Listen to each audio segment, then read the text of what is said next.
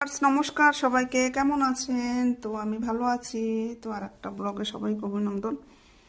বাড়ি এসে রান্না বান্না করে নিয়েছি, ওখানে ভাত করেছি। এখানে আছে শুটকি মাছ, আলু দিয়ে, বেগুন দিয়ে আর পেঁয়াজ পাতা দিয়ে শুটকি মাছ করেছি। লইট্টা শুটকি, এই যে দেখা যাচ্ছে লইট্টা শুটকি। আর এখানে পেঁয়াজ পাতা আর আলু ভাজি করেছি কাঁচামরিচ দিয়ে। এখানে কলমি শাক ভাজি করেছি। আর এখানে তরমুজ কেটে নিয়েছি, খাওয়া দাওয়ার শেষে তরমুজ খাওয়া হবে। তো ভিডিওটা ভালো লাগলে অবশ্যই লাইক কমেন্টস করবেন আর শেয়ার করে দেবেন। শাকসবজির দাম এবছর কমছে না, কেন জানি না। শাকের দাম আগুন, সবজি তো হাত দেওয়াই যাচ্ছে না। বরবটি আনছি ওই দিন 8.5 টাকা করিয়া, বরবটি মানে লাফা। আর এই পেঁয়াজ পাতা তো মানে আধা কেজি 4 টাকা, আধা কেজি আনছি 4 টাকা।